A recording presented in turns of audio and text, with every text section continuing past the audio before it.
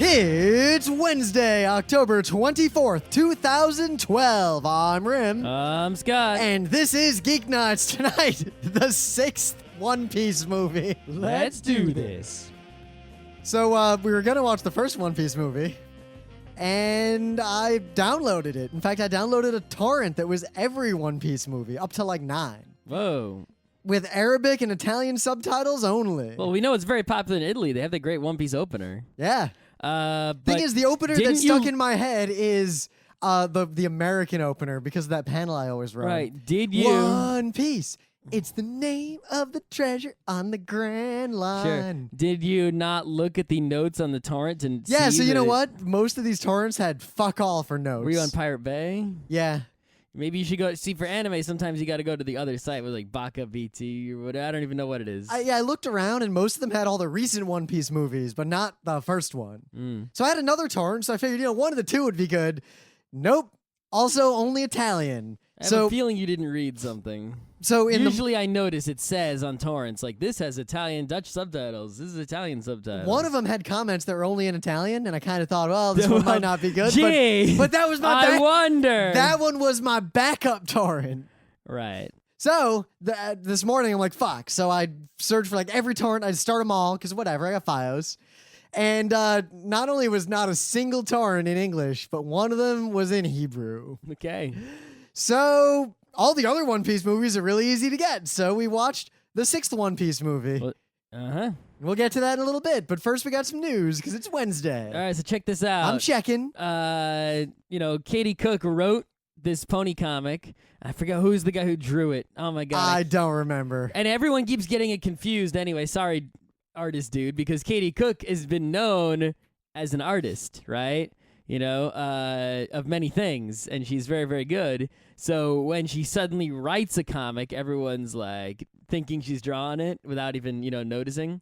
But anyway, the pony comic, the pre-sales for it, I guess. Of course, we're talking about My Little Pony Friendship is Magic, G4. Yeah, but anyway. issue number 1 from IDW, right? The sales were over 90,000.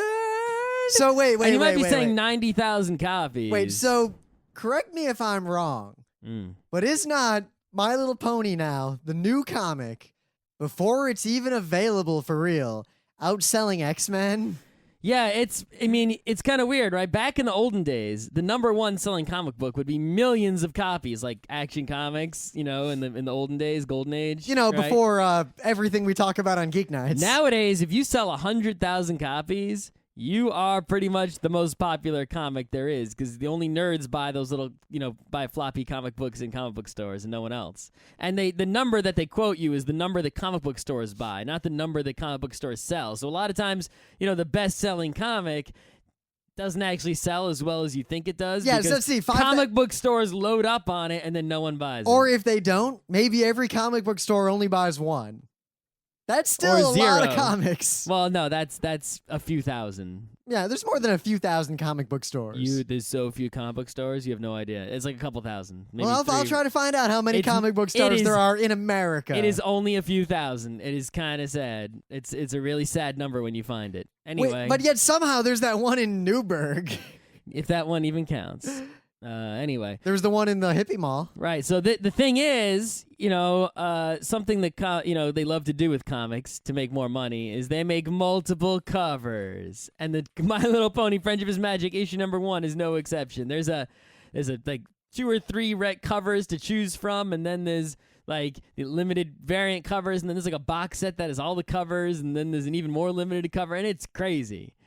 So I actually did something I never do and bought all the covers, one of everything, because I'll read the regular one and flip the rest of them on eBay to crazy pony people who don't know how to order comic books properly. So even if they know how to order comic books, maybe they didn't think to pre-order like this one because they figured whatever, no one's going to buy My Little Pony. Yeah, they're going to go into the comic book store asking for it, and they're only going to have the regular cover or it'll be sold out. Meanwhile, I'll have a full set. So I found one number that said a little over 12,000 comic book stores in the United States. I found another number that said thousands. And I found a link to a Diamond Distributors site that claims to have the answer but doesn't actually. If you go to the comic shop locator and you just go to type in every zip code. Yeah, you get the database. Let me get on that right now. They have a database. Yeah, comic shop locator is a database of every comic shop. So if you go through it, you could count. Anyway. Now the question is, how many people use that site? And if I wrote a wget script that was gonna hit it all night, how long before it shuts down? They're so incompetent, you could easily get the data. Anyway. No, I'm worried that I'm going to bring it down. There aren't that many. So here's something interesting, right? Is that I got the pre-order form that includes My Little Pony #2. And there were 3 different covers this time. Cover number 1 was the regular cover, so I ordered that one. Yep, right? It is actually selling better than Uncanny X-Men. Right. Cover number 2 was a 1 in, I think, 50 or 25 variant, which means that if you're a comic book store and you order 25 copies of My Little Pony, one of them will have this different cover. So if you want 2 of this different cover, you have to order 50 copies. We've talked about why I think the way we distribute comics in this country is ridiculous, right. So we don't need to say anything about that. There was a 3rd cover on issue number 2 that was even more rare. I think it was like 1 in 50 or 1 in 100. Get this cover? So I was like, oh, might as well buy these and flip them on eBay just like issue number 1. Some crazy pony fan will buy it. You know, somehow I'm translating you saying that into might as well put him in lucite and hang him up on my wall. Right. So they were selling. Keep in mind, this is a discount pre-order for smart people who know what's up.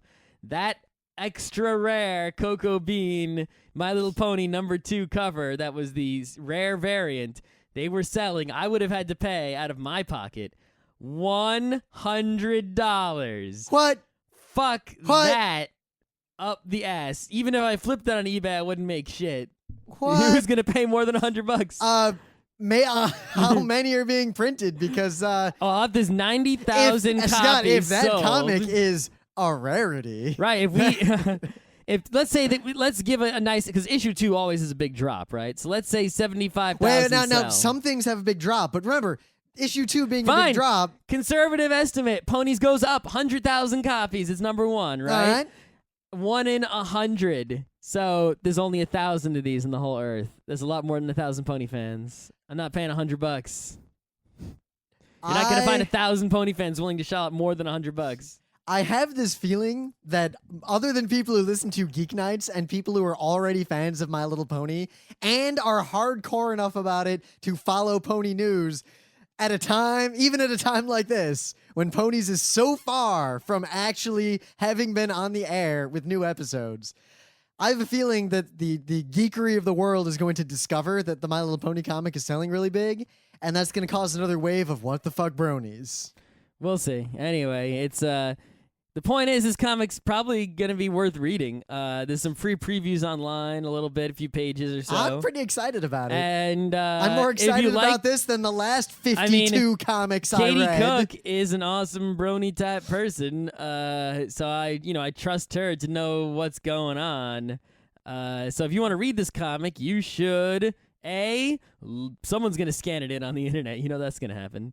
B, get the trade, which will come out, and you can just buy it on Amazon, no problem, super cheap, and will not be collectible or expensive in any way. I wonder if when that's on Amazon, the bronies... That'll be about 6 months from now. The bronies will do what happens with Firefly and everything else, where they just keep buying extra copies of it, and it sits in the #1 for a while.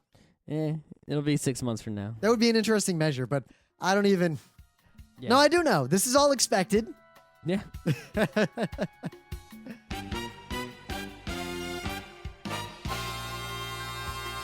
But anyway, things of the day. You might remember, quite some time ago, we interviewed the Oda King on our show. He was talking about translation and how fan subbers are dumbasses, and it was a great interview. He's a great guy. He's done cool stuff. There are many things he has done, and many of you might be familiar with him, but I don't need to get into that. He did yet another thing, and it's interesting because a lot of the people I know who saw this didn't know it was him who did it. Neither did I till someone pointed it out, and I said, wait. But when they watched it, said something like, hey, this is kind of like what the Oda King did before. It looks like his style. Yeah, because it is him. All I have to say is that if there was a thing that would make me more excited than Ghost in the Shell standalone complex 3rd gig, because it doesn't exist, or My Little Pony, it would be a Star Wars anime that looked like this. Mhm. I just watch it, and if you don't think this is one of the greatest things you've ever seen, you're either a terrible person or you're way too young. Okay, so I saw a link to a funny video on YouTube, and it was all about Halloween costumes. It was a funny little cute animation. And I noticed that it was part of this YouTube channel, Sleepy Ninja Toast. So I check out the channel, and it has many other hilarious and cute animations in it, mostly about Zelda. And tongues. Yeah, I highly suggest you watch, obviously, the Halloween costume animation that brought me into this, but also every video in this channel, especially my summed up experience in Twilight Princess. This is the kind of thing where it's really cute, but I feel like we're going to see the girl who's making this stuff like a couple of years from now you bust out. You can tell watching these videos that whoever is the person doing this is someone with talents who is going to bust out onto the scene. I think very similar. You know how this reminds me of? The kid who did that Lavender Town expose. Like, very well done. I think it's a little better than that. Equal in terms of what I project to be their potential for YouTubery. But yeah, this is a person who is young and has high talent and is productive. And especially if you watch the video, there's a video where they demonstrate how to draw Zelda in Flash. They drew a picture of regular Zelda, just like a rat, just a pencil, scan it in, and then draw vector Zelda on top of it. You can tell this person knows what they're doing. I expect great things in the future, so subscribe to this YouTube channel, and you will see things possibly before they explode on the internets, and discover this person before they're super popular and famous. I bet they're going to be busting out in artist alleys and other places soon enough, if not already. So, in the meta moment, very briefly, before we get into this amazing... Burning Con is this weekend, also including Sunday. Wait, you got to stutter?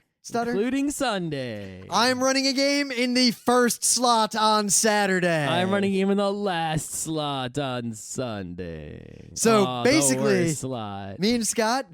bookending the convention. I'm in the bad slot. I think it's a fine slot. It's a bad slot because everyone's already left and everyone's tired and no one gives a shit. Nah, I don't leave Burning Con. I usually other leave recess people early. leave though. I don't leave, but other people do. I think you'll be fine. We have enough Legend of Krauser. I think people will join our games. I hope so. The thing is, I get to set the bar for every game everyone else plays in who starts with mine. I also think, I looked through a lot the game schedule. And it's like... Careful, a lot of those people listen to Geeknights. What are you about to say? A lot of the games I want to play in are all at the same slots and not I want to out. play in Inheritance. I already did Inheritance. It's changed it. It's a LARP now. That makes me want to do it less. Really? I've already done that. I want to do new stuff. You got a lot of opportunities. How many slots are there?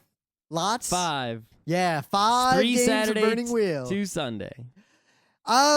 Anime Boston, a ways out. MagFest, we're finalizing our schedule for what we're doing at MagFest, but rest assured, we're going to be at fucking MagFest. Fuck yeah. PAX East, the 3-day badges are sold out, as are all the good hotels. We warned you. PAX badges are on sale now. I'm going to buy my badge probably tonight, even in case... Really? In case one sells out. 2, somehow we don't get to lecture at it. And 3, wouldn't it be pretty great to have Australia finally a PAX, and some American douchebag is one of the Omeganauts. That's what you're going for? That's what I'm going for. All right, maybe I'll buy one. Buy 2 then. Buy 2, then I'll have to buy 3 because Emily's coming too. Well, what are we thinking? How do we sell them off if... I don't know how we're going to manage that. I haven't done any planning for this trip yet. All I know is it costs about $2,000 if we fly coach. That's cool. It's not that bad. Yeah. The thing is, it's like I found it's flights $1,000 to fly to Seattle, so just 2 Seattles. If you fly a little bit off like we did, it was like $400 to fly to Seattle. No, I mean and back. And back. No. You bought your ticket after me. My flight there was my flight back was nothing because we flew back Monday night. Yeah, it's like it's a few $100s each way. It comes out close. It could be between $800 and $1,000 for the round trip. I've never paid more than $600 round trip to PAX. What? Because you can get one of the flights for like $120 every time. JetBlue, the direct flight. Yeah, you just don't fly. You gotta fly at the right times. We fly in the same flight. Yeah, and I always buy the tickets first. Then I'm like, Scott, buy this flight. And usually the cheap seats are sold out by then. Anyway, Join the forum. Check out our internet shit. We uploaded a Radio Free Equestria since ponies are coming up again. Yeah, I'm going to send out a newsletter probably real soon. Yep, we're going to do more Radio Free Equestria, and we're going to do another show because enough of you said you wanted us to do it. We're going to do the RFE treatment on Shoujo Kakume Utena. Gotta watch it first. We're going to watch it episode by episode and do a show on the show, Dog. Okay. So, we skipped 1, 2, 3, 4, and 5. I've only seen, 7 episodes of One Piece. The book club book is Name of the Wind? Name of the Wind by Patrick Rothfuss. Rothfuss. So read that shit. Okay. Just the first book. I'm about a third of the way through, and I just got to the point where the kid's like, you know what?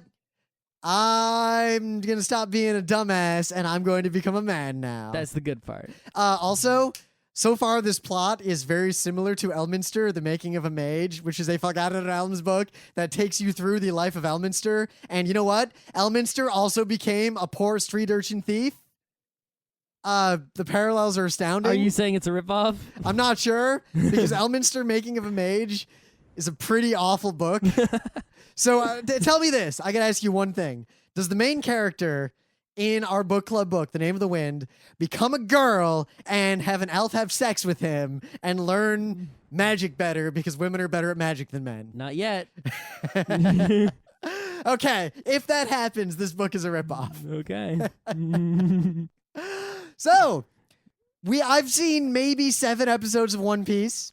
I've I've lectured seen- on the anime opener to One Piece Great. That's so relevant. in different languages. I read 11 volumes of the One Piece manga, the first 11. I read 1 volume of the One Piece manga. And I have seen... I listened to 4 episodes of Anime Pulse. I have seen a handful of the first ever episodes of TV One Piece.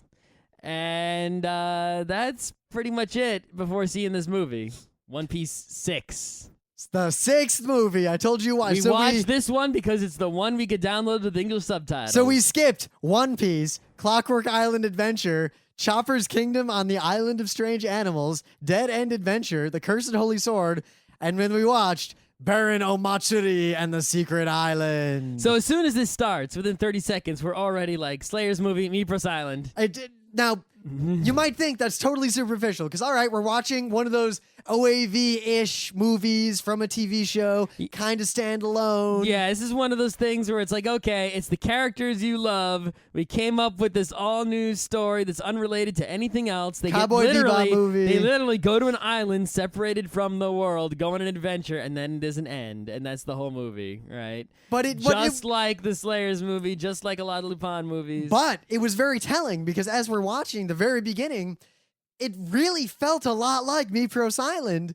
And then I realized about halfway through this thing that it's also a Lupin movie. And that all those, not the good Lupin movies in OAVs, and not the really bad ones, but like the mediocre ones, it's not that it's like a movie like that. It is. Yeah, literally, if you just took this and replaced all the characters with Lupin characters and changed the proper nouns of their dialogue, it might as well be a Lupin movie. It might as well be the Slayers movie if you change it to, right? It's like, No. Well, it might as well be a Slayers movie in terms of style and theme and story. In terms of the interactions between the characters, there's one scene where they're on the boat. It's like, yeah, that's Zenigata, not Zenigata, that's Goemon and Jigen, like to the point that they could even say the same lines. Yep. It was so... I almost pictured it as a Lupin movie. There's something about these like tier 2 mediocre anime OAV-ish movies to where they're all the same. Well, it seems to me like, there's sort of 2 kinds of anime movies, right? There's the real anime movies, which are sort of original. They're separate from everything else, The Girl Who Leapt Through Time, Sort of a Stranger. A Miyazaki movie, or a Satoshi Kon movie, or a Mamoru Oshii movie, right? These things really stand alone as like these, even like Patlabor Movie 1, which you think, oh, that's related to like this TV series and stuff. No, it stands alone. It stands alone as like this awesome movie. It's got its own real plot and everything. Now, this does stand alone in the sense that its plot is self-contained, and even if you know nothing at all about the characters, it kind of goes out of its way to explain everything about the characters. Yeah, at least everything you need to know to understand the movie you're watching, right? Yep. I'm sure like there might even be... Luffy, you can't swim. Right. It's like, yeah, I knew that before, but, some other people might not have. But yeah, it's like, there's this other class of anime movie that's not the compilation movie, but these sort of series movies, the Pokemon, it felt a lot like watching that third Pokemon movie or Lupin movie or, any of those where those movies are in a series. But again, not a good anime movie, a mediocre one. Yeah. We're talking like Mamo. Like, not worth spending time to watch. Now, it has the same sort of plot structure, right? Here's all the characters you love. Let's introduce them. Here is some sort of hook for the thing they're going to do. They go there. There's something mysterious, and there's some sort of silly and lighthearted introductory conflicts with lots of humor because of the beginning of the movie and lots of action, right?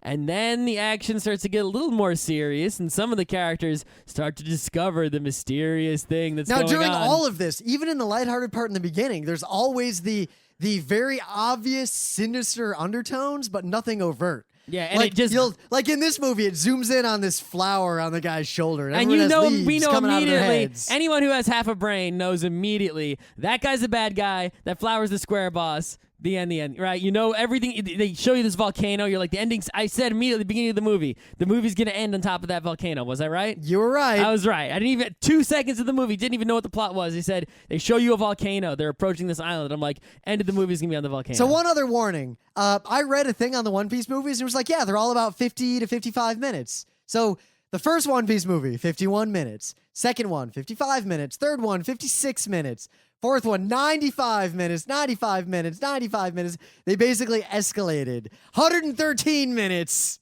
Well, how long is the one we watched? The one we watched was 90-something minutes. Right. Yeah, we went into this thinking it was going to be much shorter. Then like 50 minutes in, we're like, what? And we go down to look at the progress bar, and it's a little bit over half. We're like, what? At one point near the end, there's this scene that's just black, and Luffy's just talking to himself. And the pirate guy's talking to himself. And I'm like, and I clicked forward quite a bit. Screen was still black. Yeah, let's be honest, right? After we saw that we were only halfway through, we sort of clicked through quickly to look at each scene, but we didn't actually watch the rest in the entirety because that would have taken forever, and it was sort of unnecessary because we knew exactly what was going to happen. The only thing I didn't know, predict that was accurate was the fact that, after the square boss was revealed and, they had the final encounter with the final bad guy in the dire moment, everything gets all trippy, of course, and dark and spooky. Right? Of course. Usually they don't get this movie. But for the end, I would have said this was not worth watching at all. But the end is actually pretty odd. It is trippier and visually and aesthetically than I expected, but I still expected trippiness at the end, right? That ending part was much extended. Like, usually it's like you reveal the square boss and within 10 minutes. Yeah, in Sailor Moon, when the evil flower on the guy's shoulder is revealed as the bad guy. Wait a minute.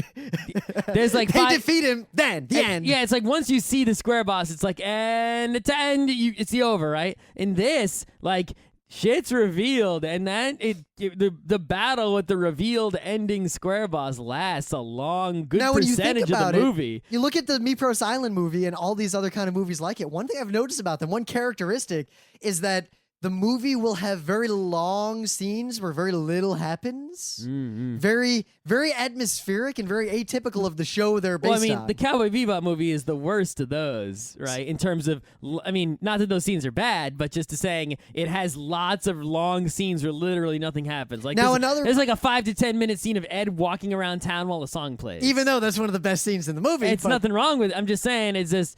about long scenes where nothing happens. There's a scene where Chopper gets waylaid, and the sinister thing finally catches him when he's alone. These are movies, it's like in Bubblegum Crisis, where I'm going in for a closer look means I'm going to die. Tell my kids I love them. Yeah. In a movie like this, I'm going to go explore around the island by myself and see if I can figure anything out is also code for an arrow's going to fucking kill me the end. Yeah. But, so there's a scene where Chopper's walking, and there's this really sort of surreal someone watching him thing and all these angle cuts, and it's an interesting scene. I actually really liked how the scene was played out. Very similar to a scene in Urusei Yatsura 2, Beautiful Dreamer, which Your also favorite. does all these things. And what's interesting there is that Urusei Yatsura 2 Beautiful Dreamer was directed by Oshii and was very atypical of even the rest of the other movies. This movie, the one we watched, was directed by Mamoru Hosoda. Uh-huh. I saw it in the credits. I was like, can't be the same guy. Totally the same guy.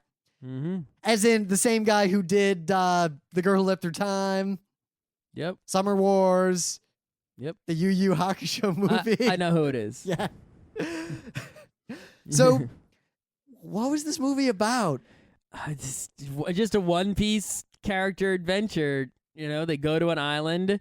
They think it's going to be a resort, you know, and they're going to have a good time. In actuality, it's some guy who presents them with challenges. Because, I mean, you can't have a tournament in one movie, but you can have challenges. I was so waiting for that challenge to be a tournament. Secretly and obviously, the island is actually full of evil, and because they're good at the challenges, they get pulled into the evil part. And after a bunch of them get captured, of course, you know, Luffy's the main character. He saves the day at the very end. After everyone else saves the minor day all throughout the movie, he saves the big day, and with the help of some of the characters who are just created for this movie, you know, and that's it. A lot of trippy stuff happens, though. And I didn't expect... all the characters kind of got eaten by the flower and turned into goop. Somehow they became human again, and the inside of the square boss is filled with Utena. Let's put it that way. It is filled. I couldn't watch all of Utena and then watch this movie, and you'll know exactly what I mean. There's no other way to describe that. No. Movie's pretty bad. Yeah, it's not. I don't think you should really go out of your way to see this, right? I mean, who knows about the other One Piece movies? I mean, I'm someone who is a fan of part of One Piece. Like, when I read... Happy Pirates? Yeah, when I read One Piece or watch the TV series, there's good parts and there's boring parts. The boring parts are fights that last too long. The good parts are all the other parts. It's just fights last too long is the better percentage of it. So, you know, it's like 25% of One Piece is the best and 75% is boring. And this movie did not have any of the good parts at all, really. Very, very few of them. You'd have to be like a crazy One Piece fan, need to see all the One Piece to watch this movie. Or maybe you're studying, you know, all of the anime movies that have this identical structure, in which case you need to see this one because it is a perfect example. I feel like we could turn this into a panel if we put work into it on Showing all these mediocre go and get movies. a whole bunch of movies and show how they're exactly the same goddamn movie. And be like, we can call the panel like, seen one anime movie, seen them all.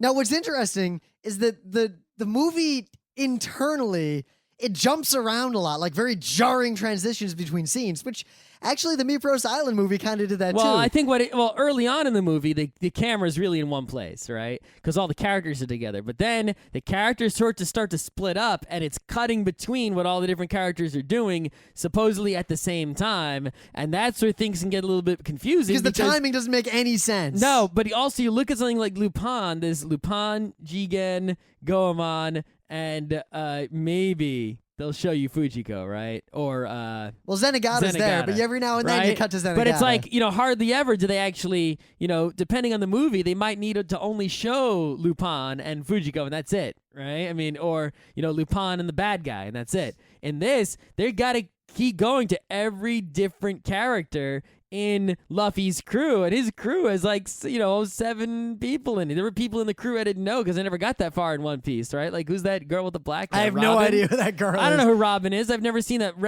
seen that far in the One Piece regular series. My problem with her is that she's too cool and confident. She doesn't fit into his crew at all. No.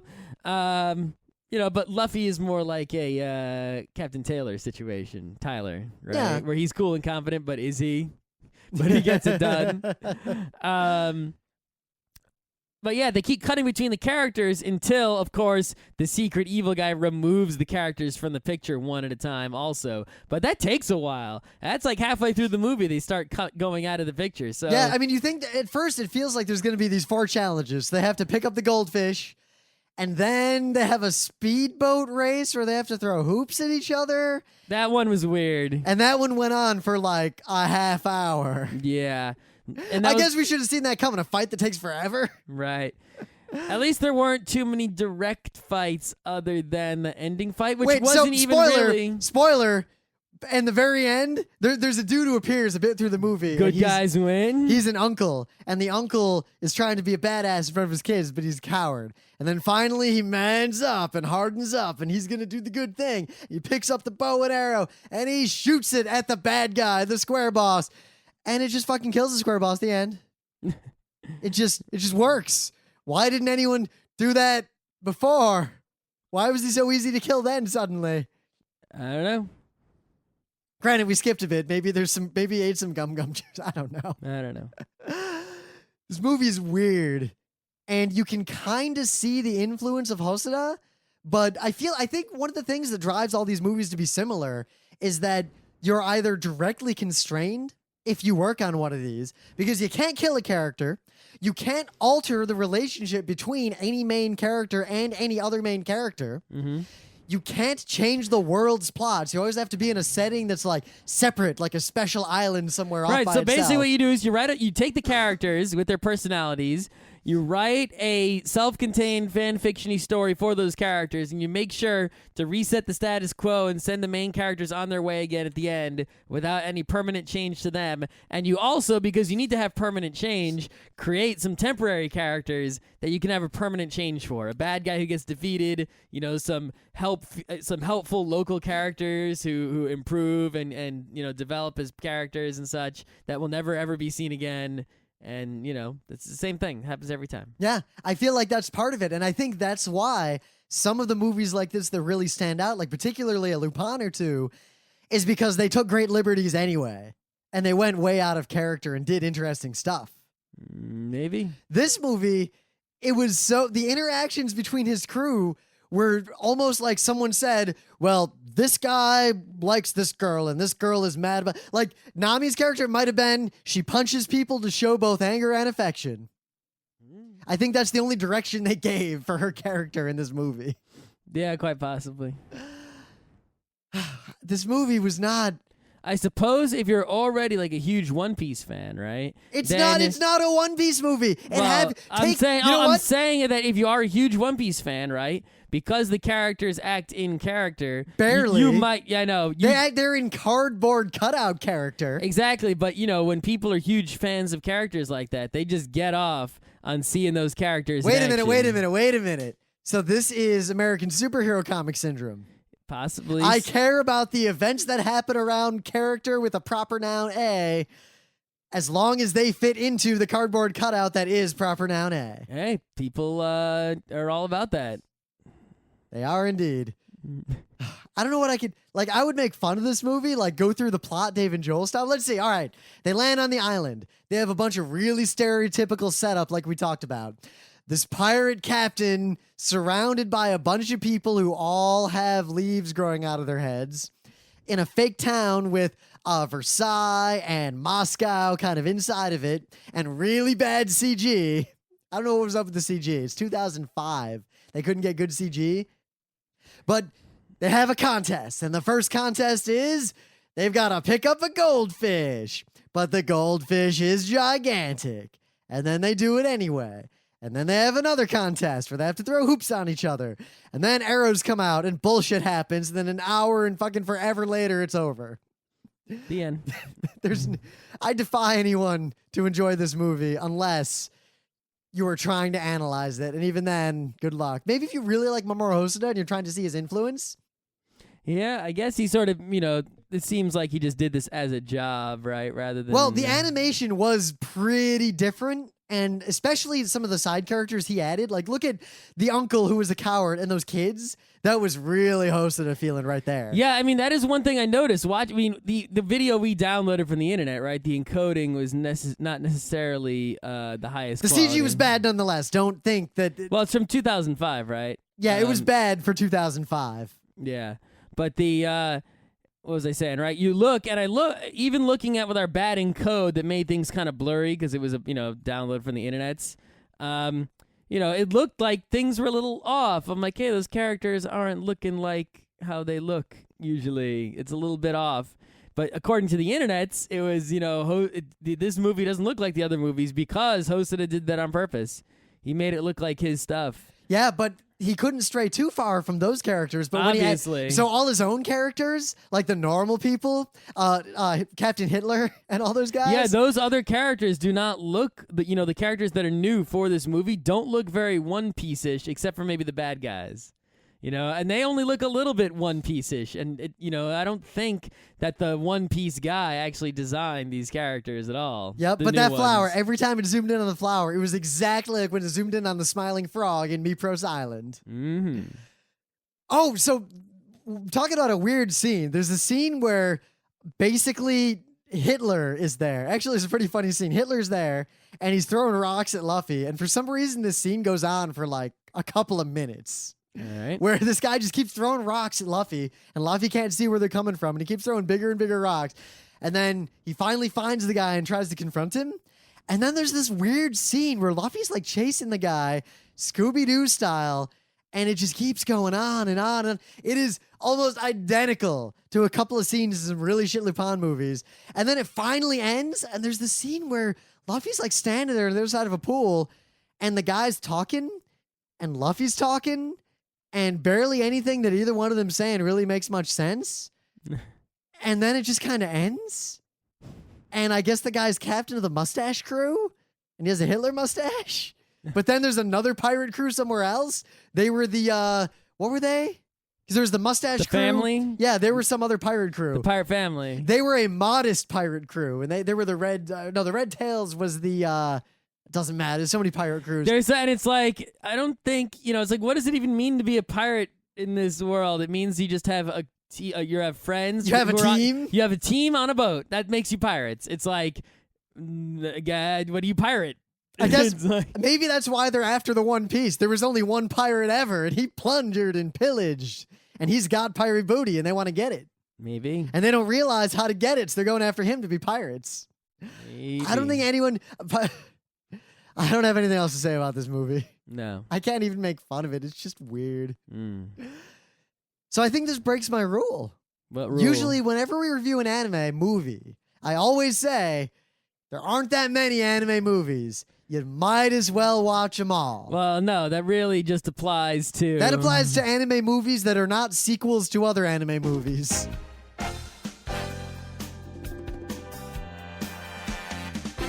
This has been Geeknights with Rim and Scott. Special thanks to DJ Pretzel for the opening music, Kat Lee for web design, and Brando K for the logos. Be sure to visit our website at frontrowcrew.com for show notes, discussion, news, and more. Remember, Geeknights is not one, but 4 different shows. Sci-Tech Mondays, Gaming Tuesdays, Anime Comic Wednesdays, and Indiscriminate Thursdays. Geeknights is distributed under a Creative Commons Attribution 3.0 license.